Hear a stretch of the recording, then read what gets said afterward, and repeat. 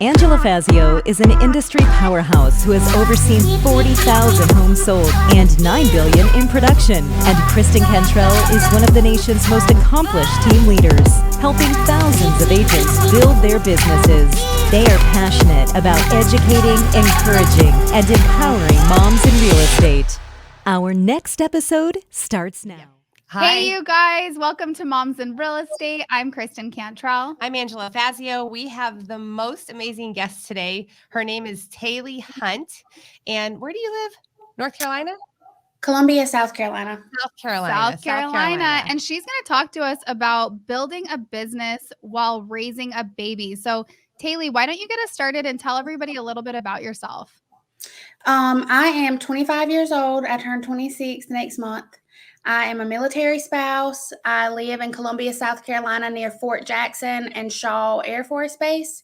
I moved here in 2020, the spring of 2020, and I started my real estate career at the very tail end of 2020 in November. And I was also pregnant and had a baby in March of 2021. And it's been a whirlwind. My business has completely blown up, and I've just been so very blessed to have steady clientele and lots of support from past clients and agent-to-agent referrals, and it's just been amazing. I love it so much. You have to tell everybody what you've accomplished in such a short time. Yeah, let's give them who are you today in real estate? Give us some of your numbers and how old your daughter is and all that good stuff. Yeah. Okay, so my daughter is almost 11 months old, and she is with me every single day. She's not yet in daycare, which is the biggest struggle of life itself, but we are making it. I know there's lots of people listening that feel like, right you. They feel you. Yeah. She's with me at inspections. She's with me at showings. She's with me all the time. Because we're military, we don't have family that lives right in the area, so we kind of have to make do with what we have. In my first full year of real estate last year, I sold 28 houses, and that equated to about $7.2 million worth of real estate. So far this year, I think that I have had maybe 10 or so, maybe 10, 11 houses go under contract, and I am on pace to like quadruple what I did last year. Excited. That is so great. If you could see now, so for those of you who listen to Moms in Real Estate on iTunes or wherever, you don't get to see that Kristen and I have like permagrens. We do, because we have met so many agents. I told you this, Taley, on the phone. It's not normal to sell 28 homes your first year. It's like you randomly will hear that from somebody, but it's really remarkable. So I mean, bravo, freaking awesome. I know. 28 homes, you guys, and she's not like, okay, you have to remember, with a little newborn baby. That goes everywhere with her. So if you have excuses, you've got to get rid of them. They're because, and I know Taley does this. She's like, listen, like, I can come show you that home, but I have my baby with me. Is that okay? And people accept that, and people actually look forward to seeing her baby. So don't ever let that get in your way if you're like worried about what are my clients going to think if I have my kid. Well, guess what? It is what it is. So Taley, tell us a little bit about your experiences with your clients. Did you have anybody who like was not nice about it? Was everybody supportive? Tell the audience a little bit about that. My clients are wonderful about it. I mean, they are absolutely great and super supportive. I always tell them right off the bat, whether it is a listing presentation or a buyer consultation, I always say, hey, I will probably have my baby with me, so just get prepped for that. And everybody is super excited to meet her. I even have inspectors now who I've used them so often that every time I pull up, they're like, is she with you today? We're excited to see her. I remember when I very first started my career, I had a male agent tell me that it was kind of unprofessional to have your kid with you. And I just thought, well, I guess I'll just have to be unprofessional. But my theory is that I don't want to work with anybody that's not okay with it, because they're obviously not my people. Wow. Amen to that. Let me ask you a question, Taley. You're 25. 26. Nope, she's about to be 26. Almost 26. Yes. I love the way you talk. I know. And so tell me, did you start this confident, or did this just develop because of the year of experience? Like, you sound so confident. Rarely do I hear a brand new agent sound so confident. Is it true? Or how'd you get there? When I first started, I was absolutely not confident at all. I remember the first couple months telling my husband, I'm just gonna go apply for jobs and I can just do real estate on the side. And I'm so glad that I did not. I got a few transactions under my belt, and that was all she wrote. I just kept with it, and after I finished up, after I had my baby, I knew there was no going back to a 9 to 5 to me, because I didn't. The last thing I wanted to do was leave her, and so I knew that it would be hard, but I would just have to deal with it. And at some point, hopefully, my business would get to a place to where I could leverage some things and hire out some stuff so that it is not so bad. And that's what's happened. So it was not always this level of confidence, but now I feel very confident in my abilities and how well I can serve my clients. And it doesn't really matter that I have a baby with me. I mean, I just think it's part of who I am. And I think it's important for me to be authentic, and that is part of it. Yeah, and you truly are. Like, when we have conversations, I'm like, she is who she is, and I love that about you. We're very passionate, obviously, about people being authentic and showing up in their business in that way, because it's so important to sustain, and you get exhausted if you show up as somebody else. It's no fun. So, I can remember, now I'm 50, so this is a really long time ago, because the son I'm going to talk about is 22. But when I first started real estate, I didn't have any help with, although I did do daycare because I have my limits as a person. But I would remember taking him and he'd be asleep in the corner of an open house. And you know what? It is what it is. He just was sleeping, and some people were like, oh, that's cute. And whatever, what could I do? So the only thing I can do is do the best I can. And if people don't like it, yeah, what are you going to do? Yeah. Yeah, that's right. I've had her sitting on the floor with me playing with her toys during an inspection at a vacant house. And it is no big deal to anybody. Nobody cares. Well, and I think a big thing that I hear from women, and you said it, is you never wanted to go back to a 9 to 5 because now you had your daughter, and that is a lot more work to have to, like, those, not have her with you and to not be able to create your own schedule. And so for you, it was like, I'm never going back there. And I'm sure that contributed to a lot of your success. So what else contributed to your success? Like, would you say, you know what I do? I go out and I network all the time. I do open houses. I door knock. Like, what is kind of your pillars for prospecting? Social media is my bread and butter. Like I said, I moved here in 2020, which was like COVID central. So I was also pregnant, and I wasn't one to get out and go and do a ton because it just made me very nervous. So I thought, maybe I can't get out and go network with people all the time, but I can sit on my phone and create content that reaches the target audience that I'm looking for. So I networked, I networked virtually with other agents all the time. I joined as many networking groups on Facebook as I could. I networked on Instagram as much as I could. I created specific target content. Like I said, I work with a lot of military. So I tried to network with those people that are going to be PCSing in and out of the area all the time. And it really, really helped my business grow because I was able to gain a level of trust from other agents who also work with a lot of military. And I also was able to provide value to folks who were in my target audience, and they just started trusting me.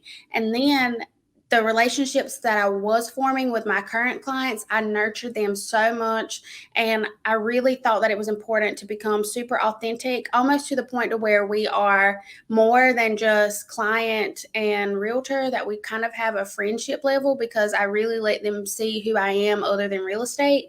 And then what I noticed is that every time they could, they recommended me to somebody else. And, referrals make our business grow. And so it's really become a lot of a social media and referral backed business for me. Let me tell you something, Taley. I mean this with all my heart. You're so intelligent. Like, I wish that right now I could see comments and hear people's thoughts about this conversation, because not only do you have a handle on the heart of the matter of what it is to be a great real estate agent, but you lived it out immediately. So let me tell you what I'm talking about. Most agents, 96% of agents, it doesn't even cross their mind to put emphasis on nurturing past clients, working your sphere of influence. It doesn't even cross their mind. And you've grasped it like, this is my business. I know I need to do that. That's insane level of like advanced behavior for like a brand new agent. Yeah. Right. Well, I graduated with a undergraduate degree in public relations, and I have a master's in business as well. And so I think that my educational background tied into the fact that I could talk to a wall if it would talk back to me really sets me up with a foundation of success, because I understand what it takes to make a business grow, and I understand the terms and the real life studies and facts about how it is important to work with internal and external audiences to make sure that you are creating a profitable business that has a really good social view, for lack of better words. And oh my gosh, I know. I'm going to rewind that when we're done. Okay, I'm taking notes. It's awesome. So what kind of advice would you give somebody? Like, you all already grasped that. So how do you talk to somebody who has no clue, they're brand new, they don't have your background? If you could simplify that and just say, okay, listen, do what I say. This is what you need to do straight off the cuff. I tell people all the time to make sure that you are being as authentic as you can with the people that you are trying to get to work with you, and then to just stay in touch with them. It is just that simple. When people know who you are, when things all boil down to it, and it's not just, I can sell you a house, it's also, I can provide this value to you inside and outside of real estate agent, and I'm somebody that you can actually relate to.